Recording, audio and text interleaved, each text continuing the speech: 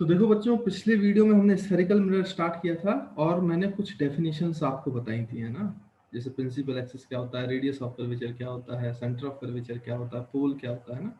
इसमें कुछ और डेफिनेशंस हैं जो हमें यहाँ पे सीखनी चाहिए, तो उसके बारे में भी थोड़ी सी चर्चा कर लेते हैं।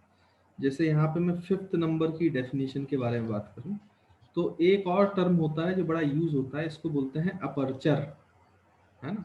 अब ये अपर्चर क्या है, तो आप बोल सकते हो अपर्चर इज द एरिया, मतलब it is the area, it is the area of mirror, it is the area of mirror which is which is which is available, which is available for reflecting light, for reflecting light, है ना। तो light को reflect करने के लिए जो area मिलता है मिरर में, उसको मिरर का अपर्चर कहा जाता है ना। उसको मिरर का क्या कहा जाता है बेटा, अपर्चर। जैसे ये आपका ग्लास स्फीयर है ना, समझिए इस बात को। मान लो कि मैंने यहां से इसको कट किया, मान लो ये फर्स्ट पोजीशन से ऐसे कट किया, जब आप इसको कट करके बाहर निकालोगे तो फर्स्ट पोजीशन से कट करने पे ये आपको मिरर मिला। आपने इसकी बाहर की साइड को पॉलिश कर दिया तो रिफ्लेक्टिंग साइड जो है वो अंदर का है, अंदर का है। तो अंदर ये इतने एरिया से रिफ्लेक्ट करेगा, जितना भी कट किया है अंदर के पोर्शन से जितने एरिया से रिफ्लेक्ट कर रहा है उसी को हम अपर्चर बोलते हैं, है ना बेटा।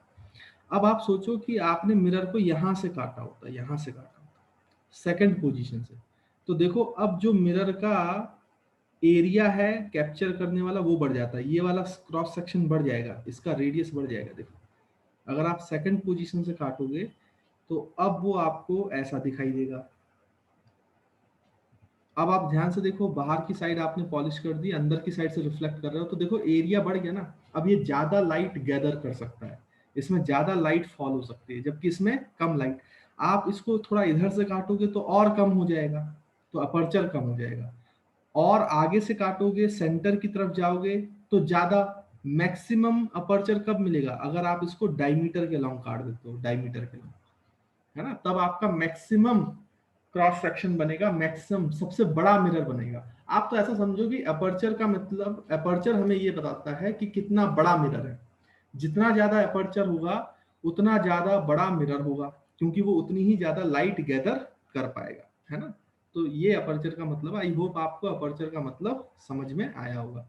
हाँ, लेकिन एक बात ध्यान दें कि सेम स्फीयर में चाहे आप मिरर को फर्स्ट पोजीशन से काटो, चाहे मिरर को सेकंड पोजीशन से काटो, चाहे डायमीटर के लंब करो, रेडियस ऑफ कर्वेचर नहीं चेंज होगा। रेडियस ऑफ कर्वेचर तो वही होगा, क्योंकि ये एक ही स्फीयर का पार्ट है।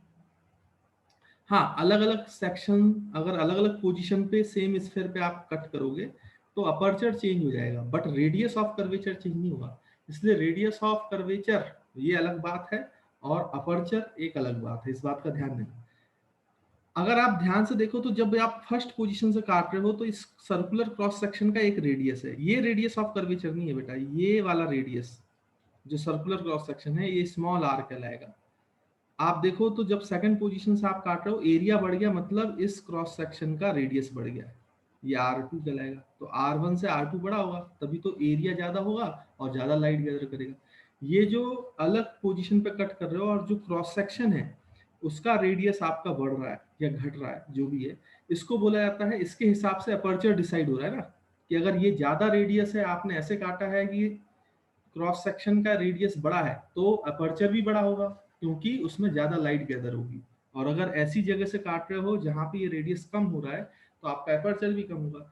इसलिए जो आर है जो आप कट करते हो बेटा, ये जो आपने मिरर कट किया है, ये जो रेडियस है ये तो रेडियस ऑफ कर्वेचर है, बट ये जो रेडियस है, जो क्रॉस सेक्शन का रेडियस है स्मॉल आर, इसको बोला जाता है radius of aperture.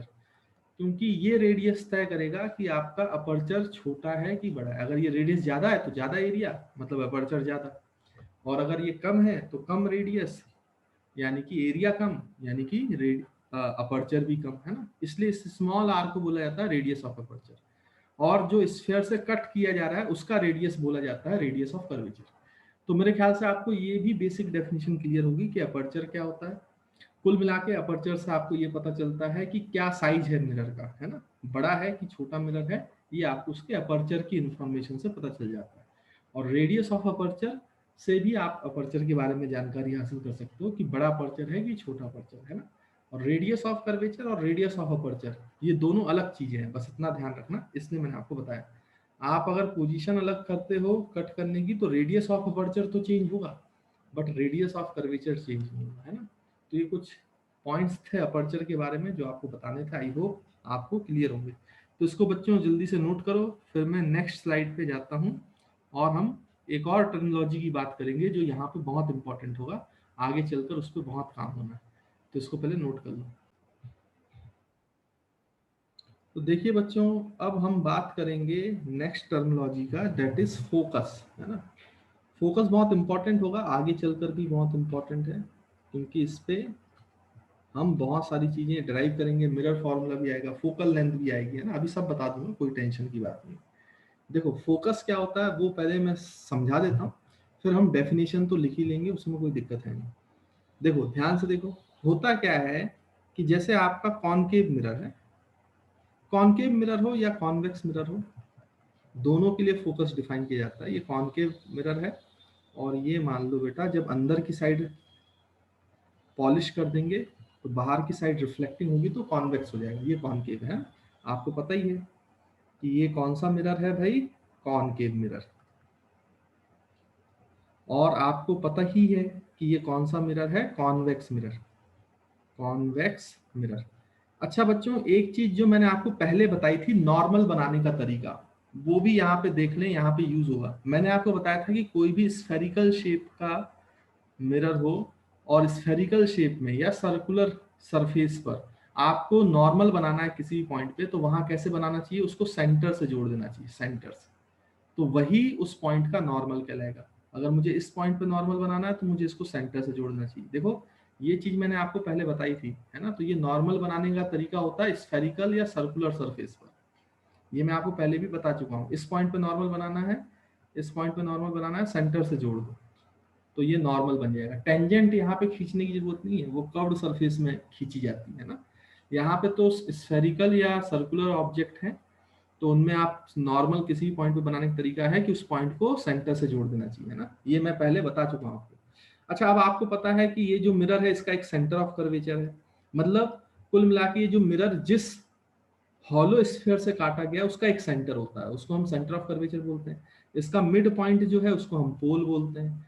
Centre of curvature और मिड पॉइंट को ज्वाइन करने वाली जो लाइन होती है बेटा, उसको हम प्रिंसिपल एक्सिस बोलते हैं ना। ये सब आपको याद होगा, यहाँ पे भी प्रिंसिपल एक्सिस बना लो, इसका सेंटर ऑफ कर्वेचर यहाँ कहीं होगा, और ये आप ज्वाइन करोगे तो ये आपकी प्रिंसिपल एक्सिस हो जाएगी, ठीक है, इस तरीके से। अब होता क्या है, चाहे आपका कॉनकेव मिरर हो कॉन्वेक्स मिरर है, सोचो अगर आप parallel to principal axis line गिराओ, पैरेलल टू प्रिंसिपल एक्सिस, देखो हम गिरा के देखते हैं पैरेलल टू प्रिंसिपल एक्सिस, तो बेटा ये लाइन आई पैरेलल टू प्रिंसिपल एक्सिस, ये ऐसे अब यहाँ पे गिर रही है, तो लॉ ऑफ रिफ्लेक्शन से ये जो है रिफ्लेक्ट होगी। अब लॉ ऑफ रिफ्लेक्शन क्या बोलता है बेटा, angle of incidence equals to angle of reflection. लेकिन एंगल ऑफ इंसिडेंस बनाना तो पड़ेगा, उसके लिए नॉर्मल चाहिए, क्योंकि एंगल ऑफ इंसिडेंस जो बनता है वो इंसिडेंट रे और नॉर्मल के पीछे बनता है। अब देखो इस पॉइंट पे नॉर्मल बनाएंगे, लेकिन आप खुद सोचो ये जो मिरर है ये तो एक स्फीयर का पार्ट है, मतलब सोचो ये पूरा एक स्फीयर था, उसी से तो कट किया था ना, उसी से तो कट किया था। और अगर ये स्फीयर का पार्ट है मतलब स्फेरिकल सरफेस है, तो स्फेरिकल सरफेस के किसी भी पॉइंट पे नॉर्मल बनाने का क्या तरीका है, मैंने बताया कि उस पॉइंट को सेंटर से जोड़ दो।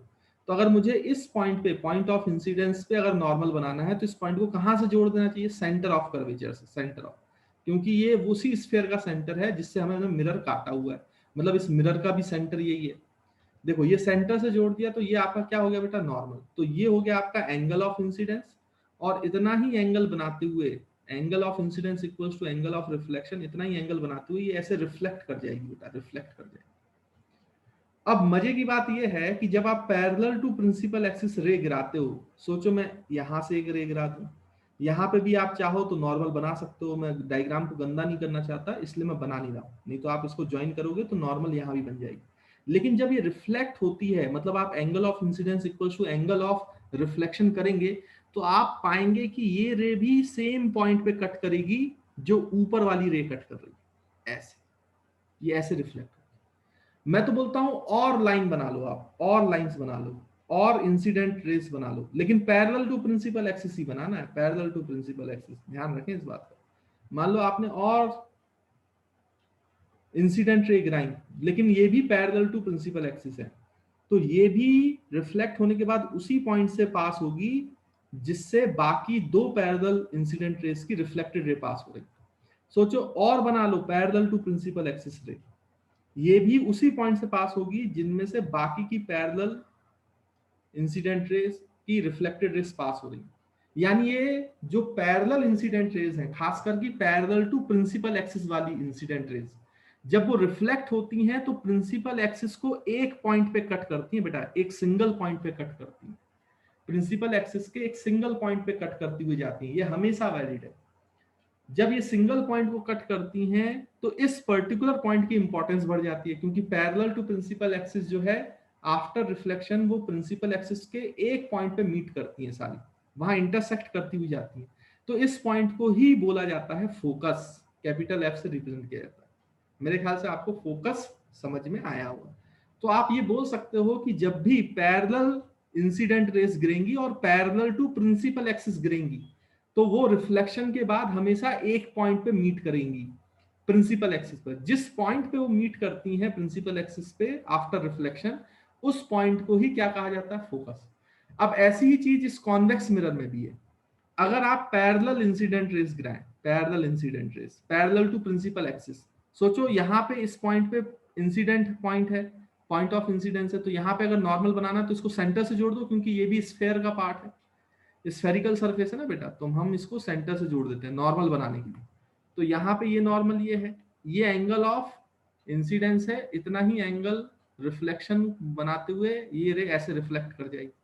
भाई लॉ ऑफ रिफ्लेक्शन हर जगह वैलिड है, ये मैं पहले ही बता चुका हूं आपको, है ना। तो रिफ्लेक्शन के लॉस तो हर जगह लगते हैं, कोई उसमें दिक्कत की बात नहीं है। तो ये उतना ही एंगल बनाते हुए बेटा ऐसे चली जाएगी रे। अब अगर आप दूसरी दूसरी रे बनाते हो, देखो दूसरी रे बनाते हैं बेटा, दूसरी रे बनाते हैं। मान लो एक रे आपने ये बनाई, ये बनाई, ये बनाई, तो यहाँ पे भी ऐसे बना सकते हो आप, ऐसे बना सकते हो। सोचो यहाँ से ये आपका नॉर्मल है, तो उतना ही एंगल बनाते हुए बेटा ये ऐसे चला जाएगा, ये रे ऐसे चली जाएगी, angle of incidence is equals to angle of reflection, और ये ऐसे चली जाएगी। अब यहाँ पे देखो रिफ्लेक्शन के बाद जो parallel to principal axis rays हैं वो ऐसे बेटा दूर दूर जा रही हैं, देखो दूर दूर, ये भी ऐसे चली जाएगी, टकराने के बाद दूर दूर जा रही हैं, आप देखो देखो। फिर ये आएगी पैरेलल टू प्रिंसिपल एक्सिस और पैरेलल इंसिडेंट रेज है, तो ये ऐसे चली जाएगी, दूर दूर जा रही है, दूर दूर। यानी कि ये कहीं लेफ्ट साइड तो मिलने वाली नहीं है, क्योंकि ये डाइवर्ज कर रही है, तो हमें ऐसा लगेगा कि ये पीछे कहीं से मिलती हुई आ रही है। जब हम इसको पीछे एक्सटेंड करते हैं ना बेटा, सारी रेस को, रिफ्लेक्टेड रेस को, देखो ये पीछे जब एक्सटेंड करेंगे तो ऐसा महसूस होता है कि ये सिंगल पॉइंट पे टकरा रही है, सिंगल पॉइंट पे, सिंगल पॉइंट से टकरा के आ रही है, इस सिंगल पॉइंट से टकरा के आ रही है। यानी अपीयर्स टू मीट है ऑन प्रिंसिपल एक्सिस, मतलब प्रिंसिपल एक्सिस पे केवल सिंगल पॉइंट पे ऐसा लगेगा कि वहां से ये आ रही है रेस, इसलिए ये जो पॉइंट है इसको फोकस कहा गया। यानी कि आप ध्यान से देखो तो जो कॉनकेव मिरर का फोकस है, कॉनकेव मिरर वाला जो फोकस है वो रियल फोकस है, रियल, क्योंकि वहां पे एक्चुअल में मीट कर रही है रेस।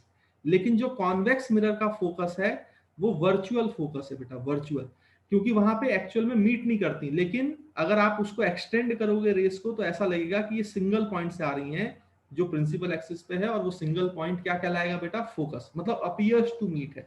यहाँ पे एक्चुअली मीटिंग हो रही है और यहाँ पे अपीयर्स टू मीट है, ऐसा लगेगा कि वो इस पॉइंट से डाइवर्ज हो रही है ना, क्योंकि आगे कहीं तो मिलने वाली नहीं है। और क्योंकि यहाँ पे ऐसा लग रहा है एक्चुअल में मीटिंग नहीं है, इसलिए वर्चुअल फोकस है। इसमें एक्चुअल में मीट कर रही है, इसलिए कैसा फोकस है बेटा, रियल फोकस। तो हमेशा याद रखेंगे कॉनकेव मिरर का फोकस जो है वो रियल फोकस होता है, और कॉन्वेक्स मिरर का फोकस जो है वो आपका वर्चुअल फोकस होता है। इस बात का ध्यान रखना है, क्योंकि वहां पे एक्चुअल में मीटिंग नहीं होती है ना, अपीयर्स टू मीट होता है।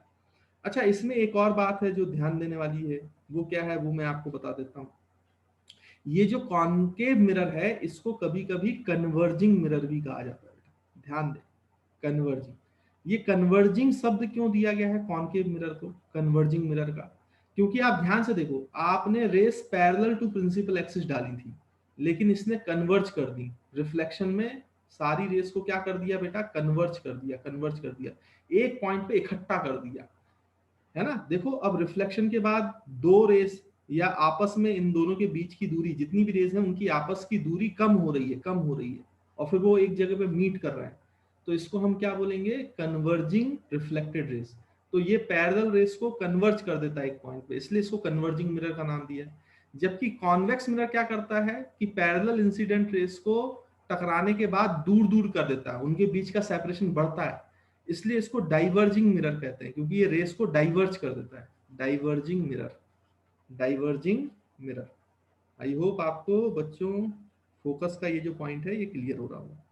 इसलिए कॉन्वेक्स मिरर को डाइवर्जिंग मिरर कहा जाता है, कॉन्वेक्स मिरर को हमेशा याद रखिएगा डाइवर्जिंग मिरर कहा जाता है ना। तो कॉन्वेक्स मिरर है तो डाइवर्ज करता है रेस को, इसलिए वो डाइवर्जिंग मिरर है। कॉनकेव मिरर जो है वो कन्वर्ज करता है एक पॉइंट पे, तो उसको हम कन्वर्जिंग मिरर बोलते हैं। तो आई होप आपको फोकस की डेफिनेशन क्लियर होगी। फोकस की डेफिनेशन अब मैं बोल देता हूं। फोकस की डेफिनेशन ये है कि जब भी आप parallel to principal axis incident rays डालेंगे, पैरेलल इंसिडेंट रेस डालेंगे, तो वो हमेशा रिफ्लेक्शन के बाद या तो एक पॉइंट पे मिलेगी, एक्चुअली मीट करेगी, या ऐसा लगेगा कि अपीयर्स टू मीट है। जिस भी पॉइंट पे ऐसा होता है प्रिंसिपल एक्सिस के, उस पॉइंट को फोकस कहा जाता है। तो अब हम यहाँ पे डेफिनेशन लिख सकते हैं बेटा। तो देखो डेफिनेशन मैं यहाँ पे लिख देता हूँ, आप इसको साथ साथ लिखते चलिए। तो आप बोल सकते हो a beam of light, a beam of light, a beam of light which is beam का मतलब वो आपस में पैरेलल है ना बेटा। Beam of light which is parallel parallel to principal axis, parallel to principal parallel to principal axis, parallel to principal axis after reflection, after reflection, after reflection from mirror, from mirror, from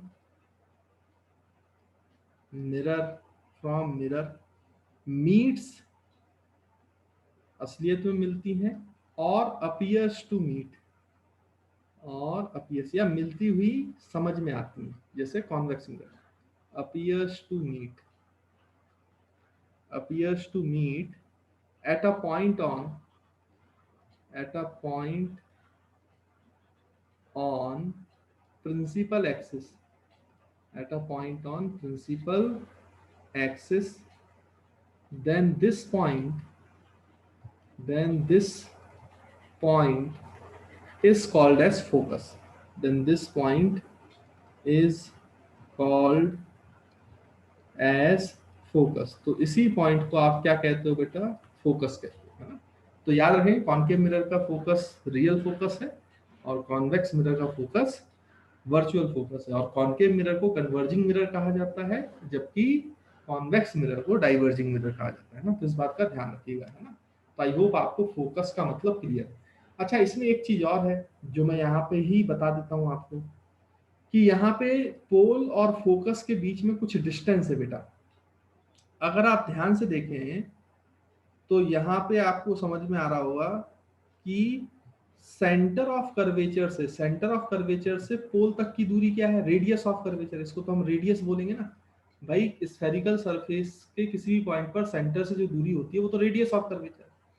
और जो focus और पोल के बीच में दूरी है, इसको बेटा focal length कहते हैं, फोकल लेंथ। इसको स्मॉल एफ से शो करते हैं ना, यहाँ पे ही बना देता हूँ।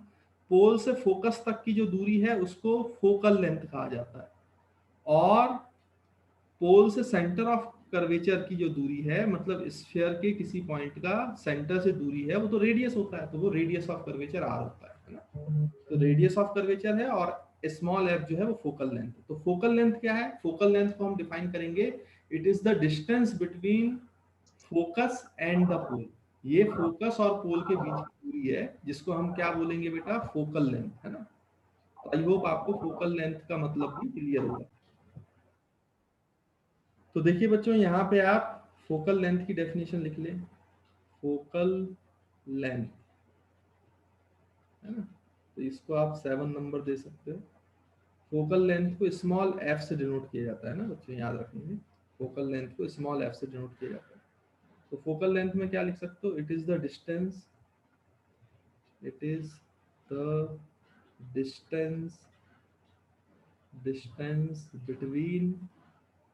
बिटवीन पोल एंड फोकस,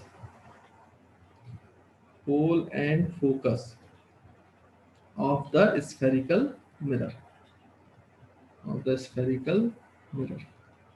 तो उसी को हम फोकल लेंथ कहते हैं। अच्छा, एक बात और याद रखेंगे बेटा, ये जो फोकल लेंथ है और रेडियस ऑफ कर्वेचर, इसमें रिलेशन होता है। फोकल लेंथ जो है वो हमेशा रेडियस ऑफ कर्वेचर का हाफ होता है, हाफ, याद रखेंगे। अब इस पे कभी कभी एक आधा नंबर का न्यूमेरिकल पूछ लेते हैं। जैसे फॉर एग्जाम्पल मैं आपसे बोलूं, आपको ऐसा कई बार बोल दिया जाएगा कि एक स्फेरिकल मिरर है जिसका रेडियस ऑफ कर्वेचर 40 सेंटीमीटर है, तो आपको बताना है कि उसकी फोकल लेंथ क्या होगी। देखो कितना सिंपल सा सवाल है, एक नंबर का सवाल, बढ़िया आसानी से बन जाता है। कभी कभी शायद 2 नंबर भी पूछ लेते हैं, तो बताने में कोई दिक्कत थोड़ी ना है। ऐसे क्वेश्चन से बहुत आसानी से कर सकते हो। हमें पता है कि फोकल लेंथ जो होता है वो रेडियस ऑफ कर्वेचर का हाफ होता है। तो ऑब्वियसली बात है, उस मिरर का फोकल लेंथ हो जाएगा 40/2 which is equals to 20 centimetre. तो उसका आंसर जो होगा वो 20 सेंटीमीटर होगा ना। तो अगर ऐसे क्वेश्चन आपसे पूछे जाए, आप बड़ी ही आसानी से उसको सॉल्व कर सकते हैं, है ना। तो ध्यान रखेंगे, फोकल लेंथ और रेडियस ऑफ कर्वेचर में रिलेशन होता है, और हमेशा फोकल लेंथ जो है वो रेडियस ऑफ कर्वेचर का हाफ होता है। ये हमने कई बार प्रैक्टिकली देखा हुआ है ना।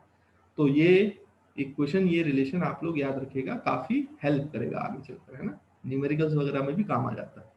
तो इसको जल्दी से नोट कर लो बेटा, फिर नेक्स्ट स्लाइड पे आते हैं, आगे की बात करते हैं।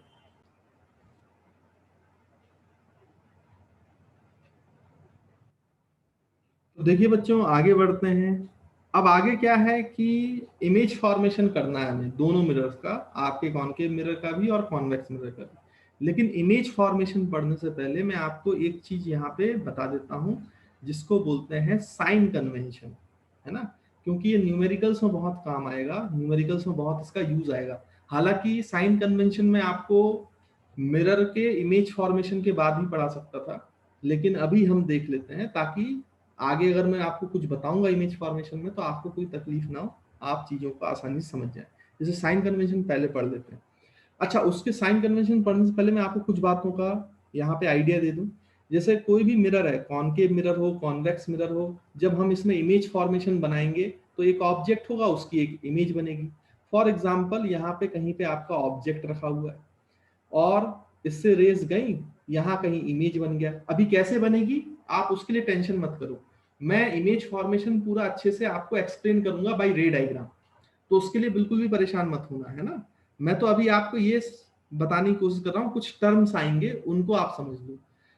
जहां ऑब्जेक्ट रखा है और एक इमेज बनेगी, है ना, मतलब किसी मिरर के सामने आप एक ऑब्जेक्ट रखोगे तो उसकी इमेज जरूर बनेगी। मैंने आर्बिट्ररी ऐसी मान लिया है कि यहाँ कहीं ऑब्जेक्ट रखा है और यहाँ कहीं इमेज बन रही है।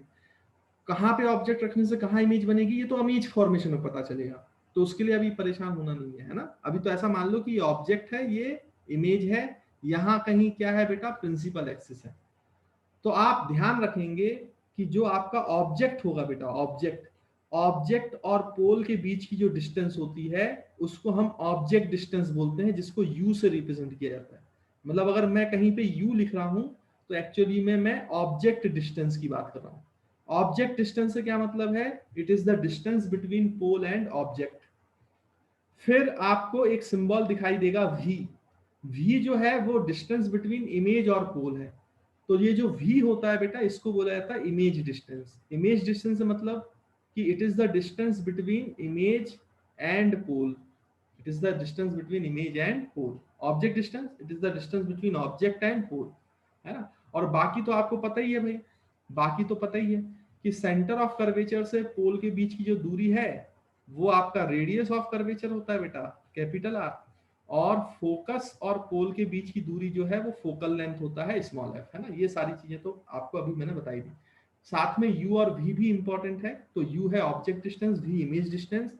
तो ऑब्जेक्ट डिस्टेंस का मतलब distance between the object and pole, यानी सारी डिस्टेंसेस पोल से नापी जाती है। देखो, चाहे वो रेडियस ऑफ कर्वेचर हो, चाहे वो फोकल लेंथ हो, चाहे वो इमेज डिस्टेंस हो, चाहे वो आपका जो है ऑब्जेक्ट डिस्टेंस हो, हर चीज आपकी कहां से मेजर की जा रही है बेटा? पोल से, पोल से। इसलिए पोल बड़ा इंपॉर्टेंट पॉइंट होता है ना, इस बात का ध्यान देना।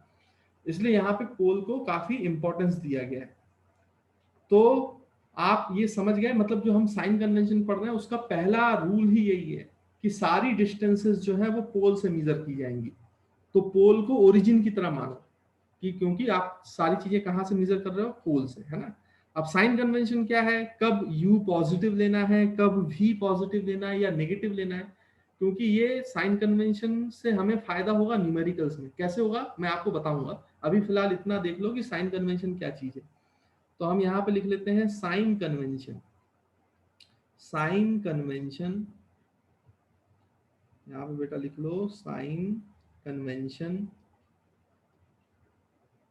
Convention in spherical mirrors. तो स्फेरिकल मिरर्स में कैसे साइन कन्वेंशन लेना है उसको मैं आपको रूल्स लिखवा देता हूँ ना, स्फेरिकल मिरर्स। और इसी को यूज करके आपको u v f या r को साइन के साथ लेना पड़ेगा जब आप न्यूमेरिकल सॉल्व करोगे, है ना। लेकिन साइन कन्वेंशन हम पहले ही पढ़ लेते हैं। तो इसमें जो सबसे पहला रूल है, ये आपका मान लो बेटा इस तरीके से मिरर है ना। ये दोनों के लिए वैलिड होगा जो मैं साइन कन्वेंशन लिख रहा हूँ। यहाँ बना भले ही मैं कॉनकेव मिरर रहा हूँ, लेकिन ये दोनों के लिए वैलिड है, चाहे वो आपका कॉनकेव मिरर हो चाहे वो आपका कॉन्वेक्स मिरर, है ना। अब आप ध्यान से देखो, कहीं भी आपका ऐसे ऑब्जेक्ट रखा है ए बी, तो यहाँ से ऐसे इंसिडेंट रे आ रही है ना बेटा। तो जो इंसिडेंट रे, पहली बात तो सारी डिस्टेंसेस पोल से मेजर करनी है, मतलब पोल को ओरिजिन मान लिया करो। सारी डिस्टेंसेस जो है वो पोल से मेजर करेंगे, चाहे फोकल लेंथ हो, चाहे ऑब्जेक्ट डिस्टेंस हो, चाहे मेजर इमेज डिस्टेंस हो, चाहे सेंटर ऑफ कर्वेचर हो, रेडियस ऑफ कर्वेचर, सारी डिस्टेंसेस पोल से नापना है। इसलिए पोल को ओरिजिन की तरह कंसीडर किया जाए।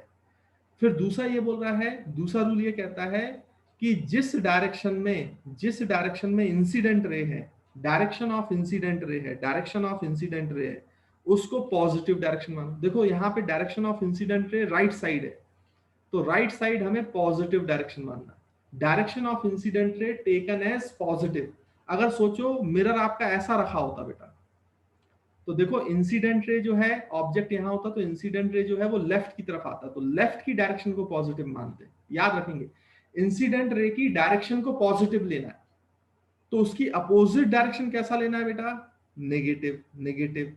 तो अगर यहाँ लेफ्ट साइड पॉजिटिव है इंसिडेंट रे की डायरेक्शन, तो उसका अपोजिट जो है वो नेगेटिव होगा, है ना। पॉजिटिव नेगेटिव ध्यान रखना। जिस डायरेक्शन में इंसिडेंट रे आएगी उस डायरेक्शन को पॉजिटिव मानना है, और दूसरी डायरेक्शन को क्या मानना है बेटा? नेगेटिव। दूसरी डायरेक्शन को क्या मानना है? नेगेटिव, है ना। इस बात का खास तौर पे ध्यान देना। उसके बाद एक और नियम है कि अगर आप प्रिंसिपल एक्सिस के अबव जाते हो तो इसको पॉजिटिव लेना है, और प्रिंसिपल एक्सिस के बिलो आते हो तो उसको नेगेटिव लेना है। अबव द प्रिंसिपल एक्सिस है तो हाइट पॉजिटिव ले लो, और बिलो द प्रिंसिपल एक्सिस है तो हाइट को नेगेटिव ले लो। तो this is the sign convention which we used in numericals, है ना। डिफरेंट न्यूमेरिकल्स में हम इसको यूज करेंगे। इसलिए बेटा ये साइन कन्वेंशन बहुत अच्छे से याद रखिएगा। तो यहाँ पे मैंने जितने पॉइंट्स बोले उन सबको लिख देता हूँ। आई होप आपको साइन कन्वेंशन तो समझ में आई गया हो।